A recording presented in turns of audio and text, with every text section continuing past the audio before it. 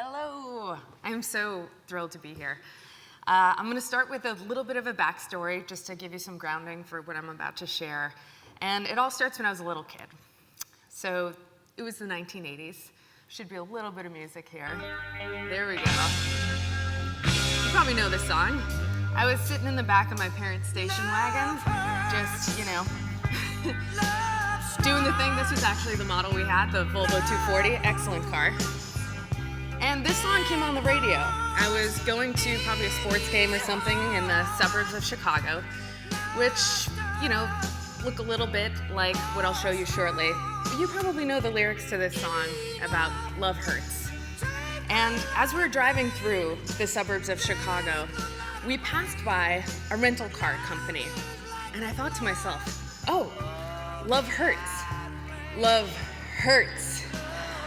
Wouldn't that be an amazing song for an advertising campaign? They could show cars breaking down and people waiting in long lines for other rental car companies, and you just love hurts because they're so great. So, sitting in the back of the car, I thought to myself, how do I get this idea to the people it hurts? But this is really the reality of the situation, was that there was a group of people with status and power, like Jennifer mentioned, and they were in an ecosystem at Hertz, deciding all the things that they would decide about their advertising campaigns. And then there was me, who is absolutely nobody. And this was also in the 1980s, so we didn't have internet where we could look to see, is there a contact email? We had the yellow pages, which was very difficult to get in touch. And so there I was, left with what I thought was a pretty good idea, and even now still think would be a nice campaign. And it was just stuck inside me with nowhere to go. And I know I'm not alone. You have had, no doubt, dozens of ideas over the course of your life that if only the people in the room with the power and status to make a decision could hear that idea, they would put it into action. And so one of the lessons I learned at this very young age was that the best ideas don't always come from the people with the power and status to make them happen. And something that I've updated in my thinking since that time is that I've changed always to often. They don't often come from the people with the status and the power to make them happen, which is a huge issue across every industry and one that I'm trying to, as best I can, create processes to interrupt. And so I'm going to fast forward to 2011. I was a little bit older, younger than I am now, as a reporter in Chicago at a radio station. And I came into reporting accidentally. I actually wasn't trained as a journalist. And I had this kind of nagging question that I couldn't let go, which was that I knew the public has more ideas and collective intelligence than the people in our newsroom. So how can we invite them to make our reporting the best that it can be? I knew there were better ideas out there. But just like that Hertz rental car company, the newsroom is a closed system. There wasn't a way to get those ideas from the public to the decision-making table where the people with power and status could hear them. And so I set about to make it my mission to figure out how to create some space there, how to create feedback loops so that the great ideas and the questions could flow up into those newsrooms. And I started in Chicago with a series we called Curious City. It's a play on the word curiosity, and it was really about flipping the editorial model on its head. This, in a very kind of simplified way, is the way that most media works. It's focused on telling, and it's focused on elevating the newsroom as the one in power, saying this is what we think you need to know. And the public is down below, kind of abstracted as a set of data or dollar signs or demographics. And ultimately, this positions the newsroom as the public's parent, which is terrifying to be the parent of that many people. And instead, we tried to flip that model on its head and think about what would news look like if it were focused on listening as much as it was focused on telling. And what if we changed the question to what do you not know that we can help find out for you? Because as journalists, if our job is to find the most important information for you to be a citizen, to do your work as the most important actor in a democracy, we should be listening to your information gaps and filling them directly. And this instead positions the newsroom from being a parent to being a servant. And I think that's a much more appropriate relationship for newsrooms to have, especially in this day and age. And so if we go a little bit wonkier here, I'm just going to go into the way that stories are put together, because this is something that happens in all sorts of industries, not just news, is that there are a few different moments where decisions get made. And in the way that traditional journalism works, the newsroom is involved until the moment they hit publish, and then they have to run on to their next story because they're optimized for efficiency in distribution, not for listening and trust. And the public is not involved at all until after publication. And if they're lucky, maybe they get an opportunity to comment or react, but for the most part, that's not stuff that journalists are looking at. And so it's two ships passing in the night, the public and the newsroom not really being able to learn from one another and collaborate. And so public-powered journalism is really about creating these moments for feedback loops at every crucial decision-making point in the process, by collecting the public's questions, by curating them and letting them ultimately vote on which ideas should be investigated, and then having the public come along in the process and really be part of understanding how to find that information out. And this feedback loop can continue over and over and over again. And so I'll cut to the chase here and just let you know, this shit works. It works really well. In fact, basically every metric that newsrooms are looking for are being improved by actually having this co-creative open process. Not only does it expand the available knowledge, but it creates trust, it helps actually increase memberships and the amount of time people spend with stories. It's really, really great. But I want to give you a few examples just so you can root in the concreteness of how this actually works in person, in real life, and what can happen when the collective imagination is able to be heard at those decision-making tables. And so I'll start with a few stories in Chicago. So this woman, Christina Gomez, lives in Chicago, and she was going through her neighborhood and noticed in the city parks, the water fountains were on all day long, all night long. And this is not something that's normal. They should be off until you press the button and want some water. And so she asked the newsroom, why are these water fountains on? What's going on here? And the newsroom might not have paid attention, but a bunch of people were asking this question. And so they thought, okay, let's just make a phone call. This is a little strange, but it's probably nothing. And so the reporters started to report on it. What they found was that the water fountains were so contaminated with lead that they could not be turned off. So the park district was trying to flush the pipes as quickly as possible to see if they could get the lead levels down to a safe drinking level, which they couldn't. And the newsroom ended up breaking the story, which became local news, became national news, and has become an entire beat of the city in terms of what are we doing about the unsafe water. So that was just one or a couple people saying, hey, I have a question, I have an observation, turning into a breaking news accountability story. Another thing that can happen, and this, I love it when this happens, is that the public can break down community barriers when they're let into the process. So a group of teenagers asked the newsroom if there are any dance moves that were invented in Chicago. Is there anything local to this city that we can be proud of or learn about? And it turned out there are. There are really incredible dance moves that were invented in Chicago. And the newsroom ended up doing a story focusing on each one of them and giving a little bit of the backstory, which then, surprisingly and to my delight, turned into a community event in Chicago this past summer, where people got together to learn those dance moves that were invented in Chicago. And these are people from the Polish American community, the African American community, the Mexican American community, ones that usually live pretty far apart. They all got together to learn each other's dance moves and to hang out with each other in the city in this celebratory moment. And so I just want to show you a quick video of what this looked like and what this felt like. Intergenerational, interracial. You got some blonde kids in the corner who are teaching polka after this to the rest of the city. And this was the kind of vibe that was created. And I think about this and I think, this is journalism. This is what journalism is supposed to do. It's supposed to help people understand one another, connect with each other, and to really help everyone care for one another, to distribute the responsibility for caring for each other. And that's the kind of thing that can happen when the public can get involved. They can break down some of those old narratives. And I want to give you one last example here of what can happen, which is that the public can inspire each other and spark change. So this woman, Molly, had a question that she asked the newsroom about whether or not Chicago is more violent now with the gang violence, or it was more violent back in the gangster era of like the 1930s and Al Capone. And her friend Kate heard about the story because Molly, of course, told everybody she knew that she was in the news for this interesting story. And Kate thought, I want to ask a great question. This is really cool that you get to be involved. And so Kate's a children's book author, and for inspiration, she takes a lot of walks to kind of clear her head. And she noticed in Chicago there are tons of statues of famous Chicago men, but there are no statues of famous Chicago women. The only statues of women are figurative, like a dancer or an angel, but not actually anyone who made a mark on Chicago. And so she asked the question, what does it take to get a statue made? What's the actual process?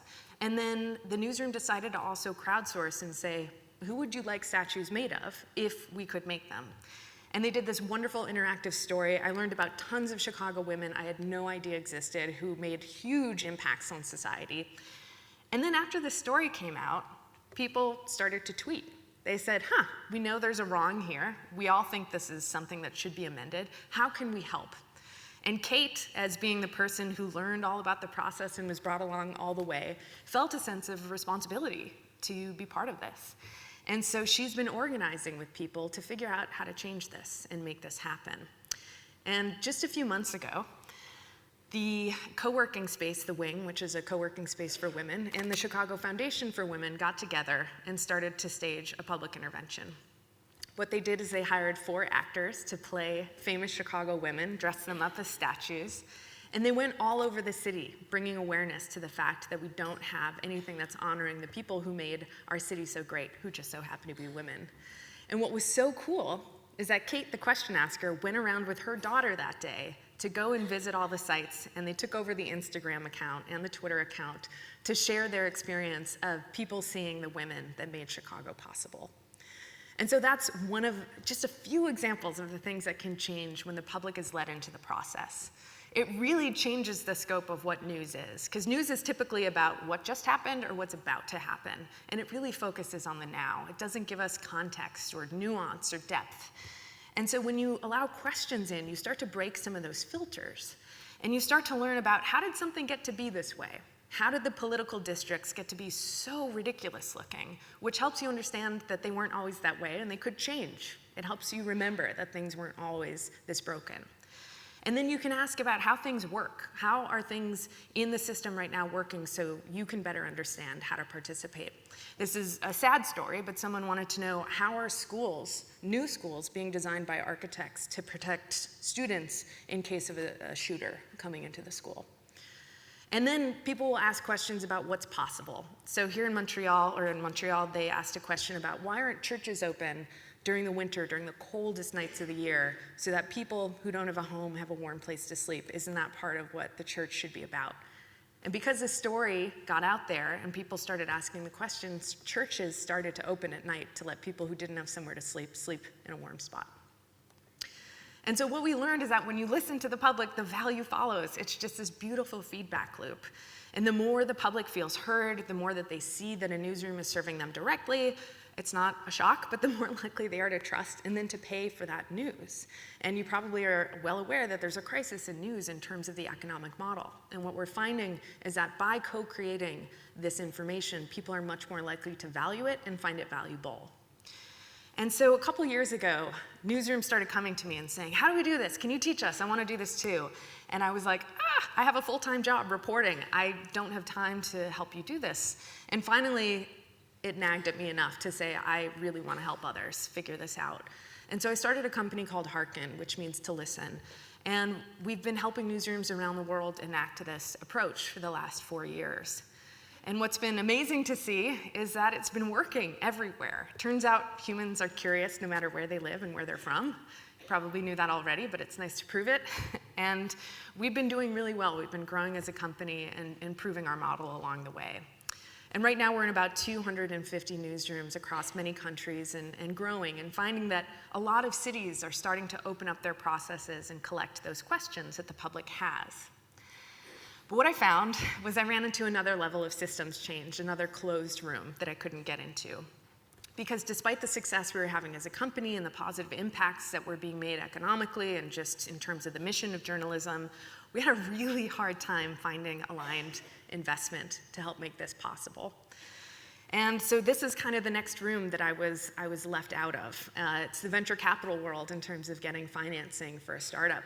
If you're a woman or you're a person of color in the US, your chances of finding dollars to support your work is next to nothing. So I was found that I, again, needed to figure out a way to get into that room and to permeate that barrier. And so I did what I knew, which is report, and wrote about it.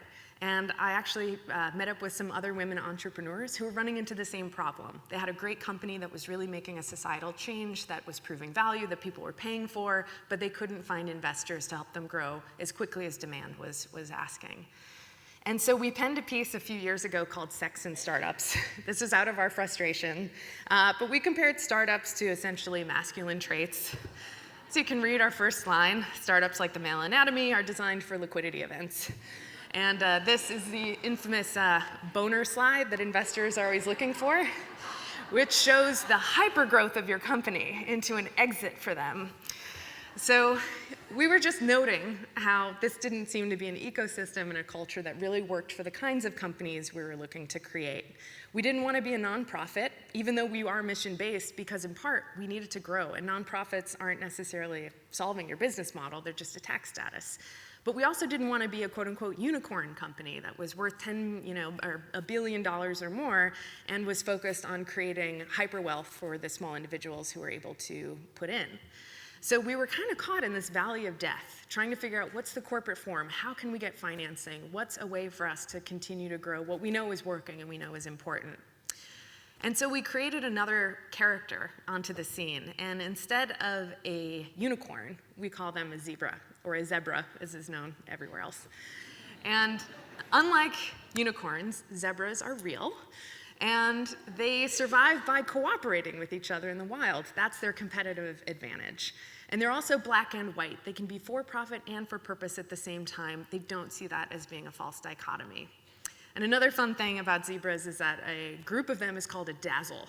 So we held our first ever DazzleCon a couple years ago, and we're holding Dazzle Camp next year for zebra founders.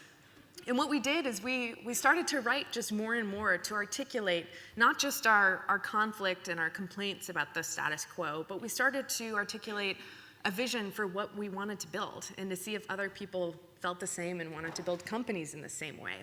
So we created a simple from-to chart, which I highly recommend. It's just a great way of easily kind of saying what the current state is and how you would like things to be different. And we heard from entrepreneurs all over the world that said, I've been trying to figure out how to say what my company wants to be, but I know it's not what exists right now. And so we heard from thousands of entrepreneurs and started to build, I guess, what essentially is a movement of people wanting to do things differently and figure out new forms of financing and capital for these kinds of companies with these types of values. And luckily, when you create a new narrative that sticks, it starts to pervade the media. I know the media game since I work in it, and we've been luckily getting a lot of coverage, and this idea of zebras replacing unicorns is one that's increasingly coming to the fore. And so what we're doing is we are helping to network and connect all these people. We don't have all the solutions. Nobody does. This is emergent. So we're connecting one another to help solve each other's problems of who's a lawyer you can work with, what are some term sheets you can try, who wants to experiment with a co-op or steward ownership. And we're getting together, as I said, for a Dazzle Camp. You're all invited next year. And so I wanted to end with something that I think you can apply to your work no matter where you sit. And it's the 3 laws of power, which come from this great book by Eric Liu called You Are More Powerful Than You Think. And I see these 3 powers in use every day. The second I learned of them, I just felt they are absolutely everywhere. The first is that power compounds. If someone has power, they are more likely to get more power. If they are powerless, they're more likely to stay powerless. The second is that power justifies itself. It's very difficult to take power away from someone who has it because they will use every trick they have to help them feel that they deserve the power that they have. But the third rule, this is one I find most exciting, is that power is ultimately infinite. There is no inherent limit to how much power can be generated in a system. And so if you find yourself kind of fighting against the powers that be and trying to open up a system in this way that is closed to you, kind of insert your legacy power system there and, trying to get those ideas and that energy and that insight into those rooms, you can try and do that. It's very difficult. I know that from running Harkin. It is extremely difficult to have people give up any power or perceived sense of power. But the good news is there are other ways of generating power, and that has to do with that third rule that power is infinite. And these are the 3 rules for action. Number 1 is you change the game. You just work outside of the current system. You don't try and change the one that exists because it's a pretty tough uphill battle. That's what we did with zebras, is we started to change the game and said, we don't want this venture capital money because it's actually not in line with our interests. So we had to change the story. What's a more compelling story than this whole unicorn myth of, exiting and buying an island and being the richest person? That's not actually why we do what we do. And then the third was to change the equation, which is to activate those networks so that you're able to exercise power in that system. And that's what we're trying to build right now with the Zebras Unite movement, is to activate those networks to create the solutions and create the kinds of companies that we're really excited to get up every morning and run. So I want to thank you for your attention and wish power to you. Thank you.